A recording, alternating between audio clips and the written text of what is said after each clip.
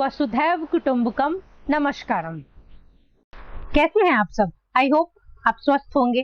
आज हम परिवार और देश की रीढ़ यानी महिलाओं के बारे में बातें करेंगे।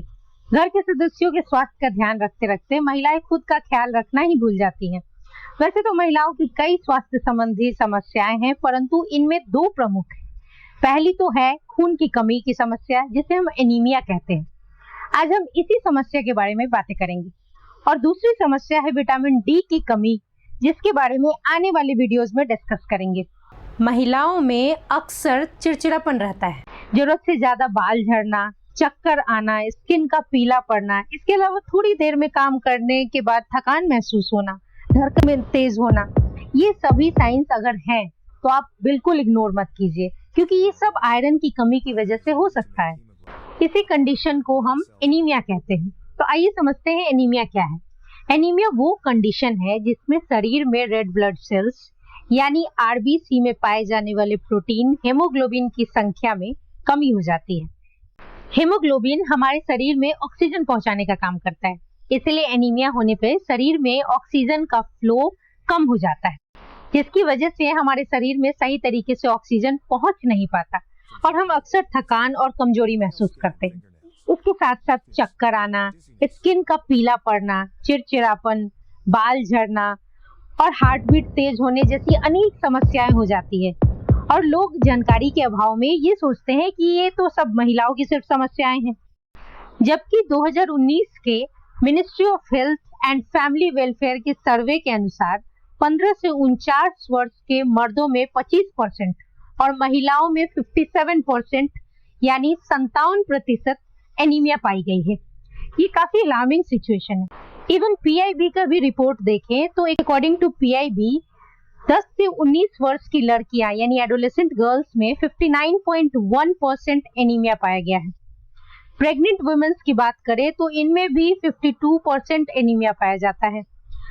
बच्चों की बात करें तो 5 साल से कम उम्र के बच्चों में भी 67% एनीमिया पाया गया है। ये सारे डेटा ये दर्शाते हैं कि हमारे देश में एनीमिया की समस्या काफी गंभीर है। तो आइए अब बात करते हैं इसके समाधान के बारे में। समस्या तो बहुत सुन ली, अब समाधान के बारे में बात करते हैं। लोग आजकल की फास्ट लाइफ में टैबलेट्स में हर चीज का समाधान ढूंढते हैं। अक्सर अगर कंडीशन बहुत खराब हो तो ये भी लेना जरूरी है, और तरीका जान लीजिए।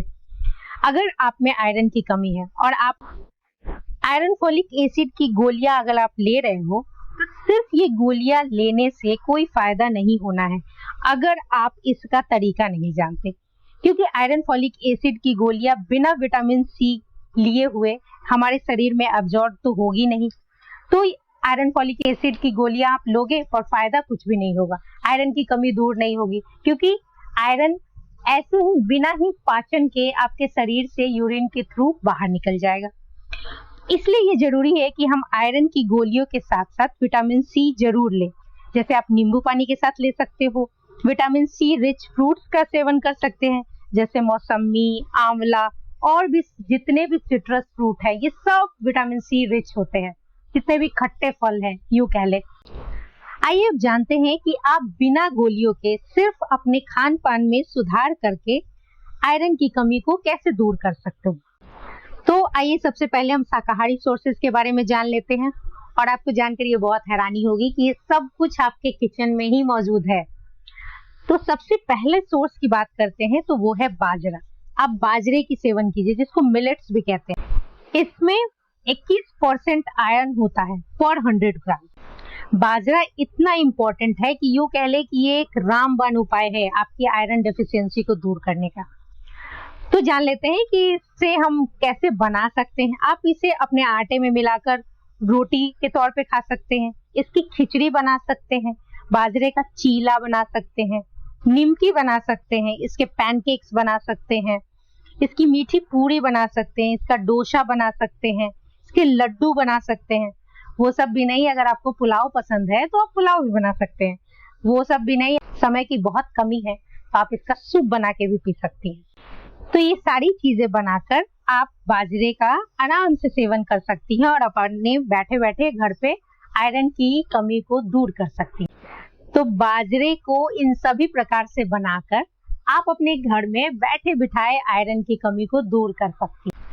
अब दूसरे सोर्स की बात करते हैं जो कि है टोफू यानी सोयाबीन से बना पनीर, जिसको सोया पनीर भी अक्सर हम लोग कहते हैं। इसमें कुछ भी नहीं है, ये बिल्कुल पनीर जैसा है। अपनी पसंद की रेसिपी आप सब्जी बनाएं, इसका पराठा बनाएं या जो मन चाहे वो बनाएं। ये सबसे बड़ा सोर्स है, ये जानकर आपको हैरानी होगी। इसमें 30% आयरन मिलता है, तो आप टोफू का भी सेवन कर सकती हैं। हमारा तीसरा सोर्स है पालक। पालक का साग तो हम सब खाते आए हैं बचपन से, तो पालक बहुत ही इंपॉर्टेंट सोर्स है आयरन की डेफिशिएंसी को दूर करने के लिए। इसमें लगभग 15% आयरन होता है। इसे आप साग बनाकर खाएं या सूप इसका पी लें, जैसे भी आपका मन करे वो आप ले सकती हैं। हम चौथे की बात करें तो पंपकिन सीड्स यानी कद्दू या कोहड़े की बीज, ये भी बहुत इंपॉर्टेंट सोर्स है आयरन का। अगर आपके पास समय की कमी है तो आप सुबह सुबह या अपने ऑफिस में ले जा सकती हैं। इसे आप भून लें या फिर भिगो कर रख लें और फिर टिफिन में पैक करके ले जाएं, और इसका ऑफिस में ही आप खा ले जब भी टाइम मिले, या लंच टाइम में, ब्रेक टाइम में, कभी भी आप इसको स्नैक्स के फॉर्म में खा सकती हैं या शाम को खा लें। इसमें लगभग 18% आयरन होता है। अब बात करते हैं पांचवी चीज जो सबसे आम है लेकिन बहुत खास है। हमारे घर में दाल तो बनती है, आप सब जानते हैं, लेकिन आपको पता है इसमें 10 to 28% तक आयरन मिलता है। साबुत चना हो का छोला हो या राजमा या मसूर दाल हो या मूंग की दाल, कोई भी दाल हो, प्रतिदिन आप ये छिलके वाली दाल 1 कटोरी जरूर सेवन करें, क्योंकि छिलके वाली दाल लेने से आपके आयरन की कमी यूं दूर हो जाएगी। और अब बात करते हैं बीटरूट यानी चुकंदर के बारे में, जिसे हम जूस, सलाद या किसी भी फॉर्म में ले सकते हैं। इसे पुलाव में भी आप डाल सकते हैं छोटे छोटे पीसेज में काट के। इसमें लगभग 6% आयरन होता है, तो ये भी काफी फायदेमंद है अगर आप रोज 1 कप बीटरूट का जूस पिए। इन सारे वेजिटेरियन सोर्सेज का लगभग 2 से 3 महीने अगर आप सेवन करती हैं तो आपको काफी फर्क दिखेगा। आप टेस्ट कराकर देख लें, आपको खुद पता चल जाएगा कि आपके अंदर हेमोग्लोबिन की कमी ऑलरेडी दूर हो चुकी है। तो ये तो हो गए वेजिटेरियन सोर्स। अब आइए बात करते हैं नॉन वेजिटेरियंस के बारे में, जिन्हें नॉन वेजिटेरियन सोर्सेज भी तो जानना जरूरी है ना। तो पहला सोर्स है लिवर यानी गोट मीट की कलेजी। इसमें लगभग 99% आयरन होता है पर 100 ग्राम में। और अगर गोट मीट की सिर्फ बात करें तो इसमें 20% पर 100 ग्राम में आयरन होता है। लैम्ब मीट की बात करें तो इसमें 10% होता है। चिकन अगर आप खाते हो तो चिकन में 7% होता है। आप उसे जिस भी फॉर्म में खाएं, उसका सूप खाएं या उसे चिकन की तरह बना के खाएं, जैसे आपको पसंद। एग अगर आप बॉइल्ड खाते हो तो इसमें 3% होता है। तो रोज 2 अंडे जरूर खाएं अगर आप नॉन वेजिटेरियन हो, आपको पसंद है अंडे तो। अगर टूना फिश की बात करें तो इसमें 4% पर 100 ग्राम आयरन मिलता है। But in non vegetarian sources में कोलेस्ट्रॉल की मात्रा काफी होती है, इसलिए इनका सेवन थोड़ा नियंत्रित रूप में करें। अगर आप इनका सेवन कर रहे हैं, अपनी डेली रूटीन में एक्सरसाइज जरूर शामिल करें, चाहे वो ब्रिस्क वॉकिंग हो, रनिंग हो या कोई भी एक्सरसाइज। कम से कम आपको 45 मिनट की एक्सरसाइज जरूर करनी है। इससे आप पहली चीज, इससे आप कोलेस्ट्रॉल की समस्या से बचे रह सकते हो, और दूसरी चीज आपको हार्ट रिलेटेड प्रॉब्लम भी नहीं होगी लॉन्गर टर्म में, और एक हेल्दी लाइफ आप जियोगे। तो ये तो बातें हो गई आयरन की समस्या के बारे में। अगर आयरन के अलावा आपको कोई और समस्या है तो प्लीज अपने डॉक्टर से जरूर कंसल्ट कर ले, क्योंकि हर पेशेंट की स्पेसिफिक अपनी बॉडी कंडीशन होती है। तो आप अपनी बॉडी कंडीशन के हिसाब से डॉक्टर से जरूर कंसल्ट कर ले। तो स्पेशली आप सभी महिलाओं से ये रिक्वेस्ट है कि आप सिर्फ अपने परिवार का ही नहीं बल्कि खुद का भी ध्यान रखें।